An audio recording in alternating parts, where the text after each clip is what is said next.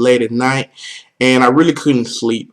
So I realized that I made a video about a month and a half ago.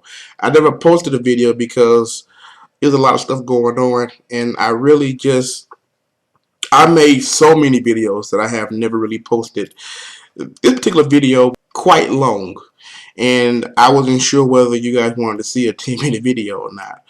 But I woke up on my bed and I was like, you know what, I'm going to post this video right now. You're watching the most shocking and informative LRJ TV News. Hello, I'm LRJ from LRJ TV News. Today I'm going to talk to you guys about something. About a church called the Clinton Tabernacle.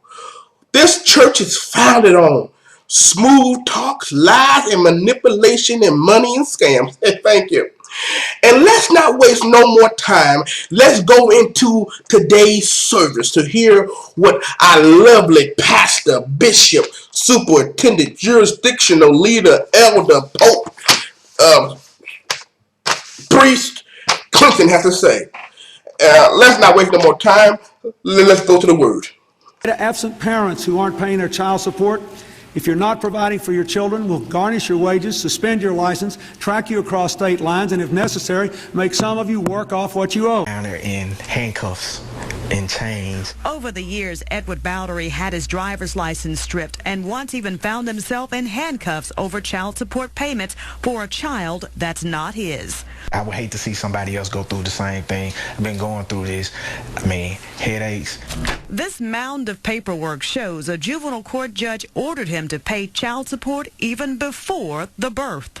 I didn't do a voluntary acknowledgement. I didn't sign the birth certificate.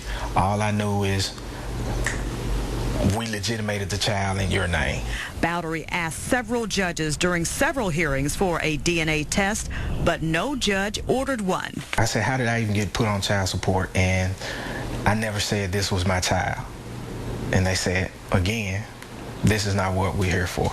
In 2009, he took the child himself to get a DNA test and found the son he'd supported for years was not biologically his. He took the documentation to court. The judge wouldn't accept it, but ordered a new DNA test done that showed the same results. Probability of paternity? 0%. Juvenile court magistrate Nancy Kessler agreed in October to allow Bowery to disestablish paternity, but only after, he says, she admonished him for taking it this far.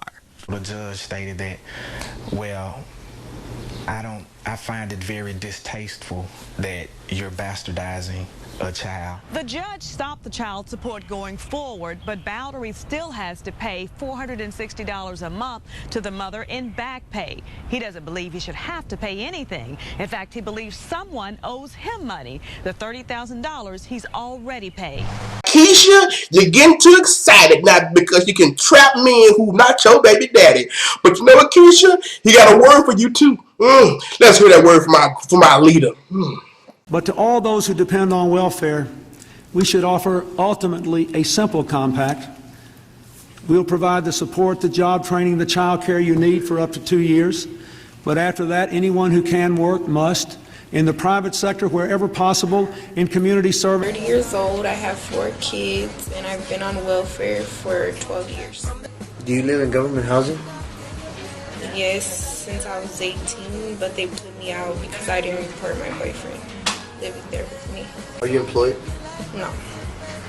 How do you feel about that? I'm comfortable with it, and I feel like I don't need to look for one because I get a check from the government every month. How much do you collect in benefits?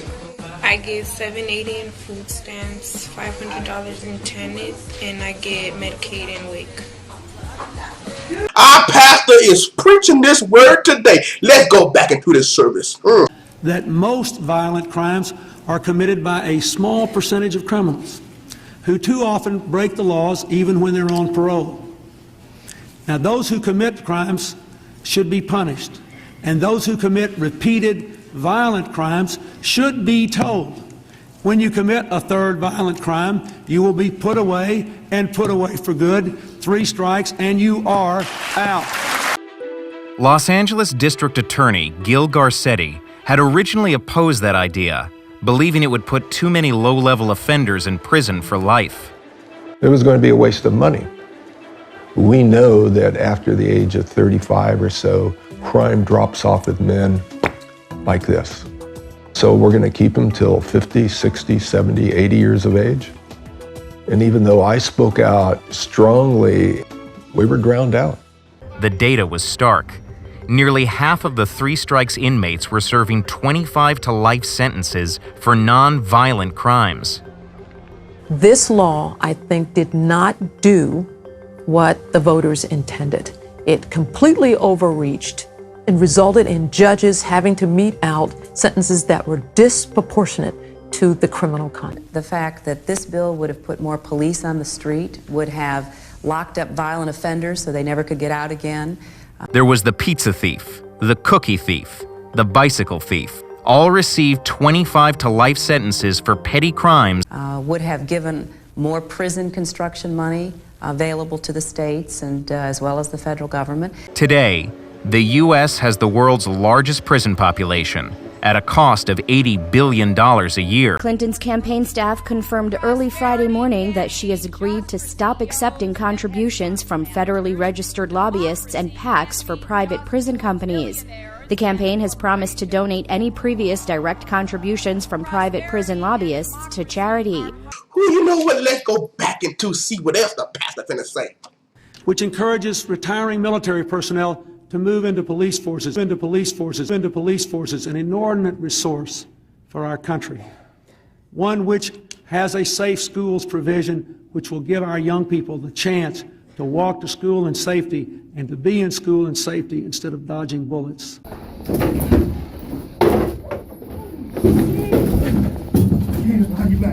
Which encourages retiring military personnel to move into police forces. But its sheriff's department boasts something else.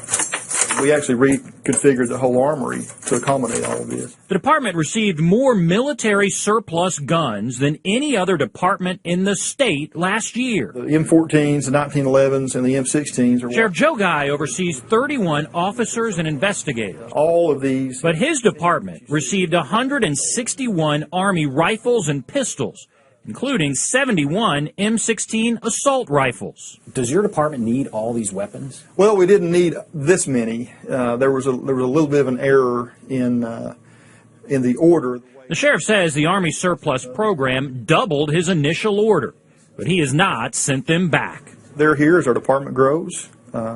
We'll have additional firearms for future officers. McMinn County is not alone. A spreadsheet obtained by News Channel 5 Investigates shows thousands of pieces of military equipment going to Tennessee police departments.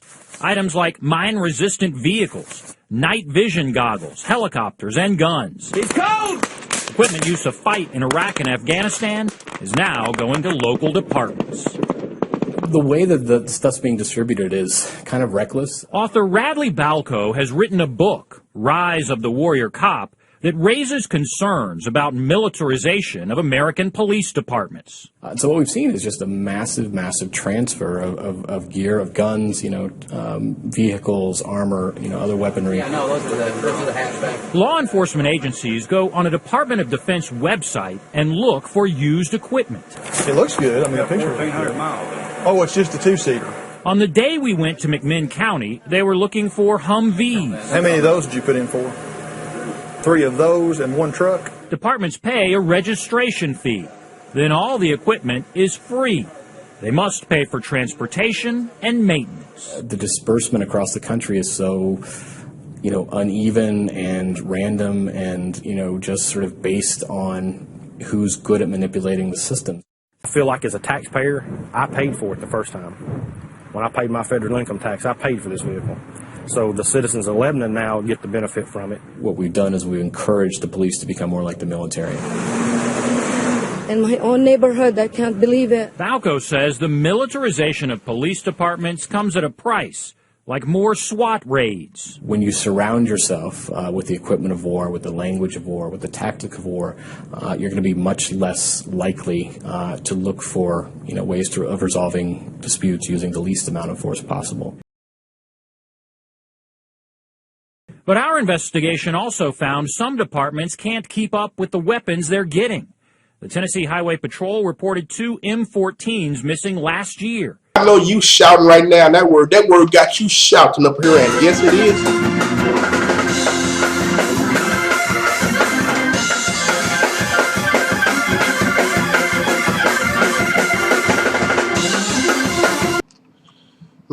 Our pastor, he talks so smooth.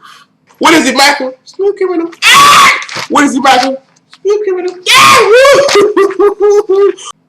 I know that Jim Jones make the best Kool-Aid. Yes, he do. But you ain't got to drink his Kool-Aid. Don't drink the Kool-Aid. It's not too late. I'm LRJ. Rate, comment, and subscribe. Why? Because you be glad you did.